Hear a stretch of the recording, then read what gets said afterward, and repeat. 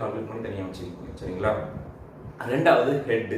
இந்த பம்ப் வந்து எவ்வளவு ஹெட்டில் எவ்வளவு ஜிபிஎம் வந்து கொடுக்குது. ஃபார் எக்ஸாம்பிள் வந்து இப்போ ஒரு 10 ஹெட் இருக்கு, இது ஒரு 10 ஹெட் இருக்கு. எக்ஸாம்பிள் சொல்றேன், 10 அப்படின்னு 30 ஹெட்டை வந்து நீங்க கன்சிடர் பண்ணிக்கணும்.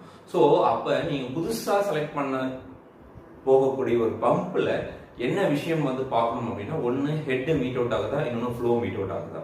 ஹெட் அண்ட் ஃப்ளோ இந்த ரெண்டும் வந்து நம்ம ப்ராப்பரா வந்து கொஞ்சம் செக் பண்ணிக்கணும். சரிங்களா?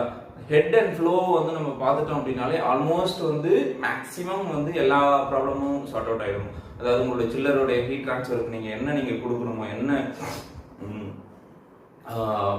ஜிபிஎம் வந்து கொடுக்கணுமோ, என்ன ஃப்ளோ தரணுமோ அதையும் மெயின்டைன் பண்ணிக்கலாம். உங்களுடைய லோ சைடில் ஏஹெச் உள்ள எந்த அளவு நீங்க வந்து ஜிபிஎம் வந்து கொடுக்கணுமோ, ஹீட் ட்ரான்ஸ்ஃபர் எடுக்கிறதுக்கு எந்த அளவு போகணுமோ அதையும் நீங்க மீட் பண்ணிக்கலாம். ஸோ இந்த ரெண்டும் வந்து மீட் அவுட் பண்ணணும் அப்படின்னா நீங்க என்ன 2 விஷயத்தை கவனிக்கணும் அப்படின்னா, ஃப்ளோ அண்ட் ஹெட்.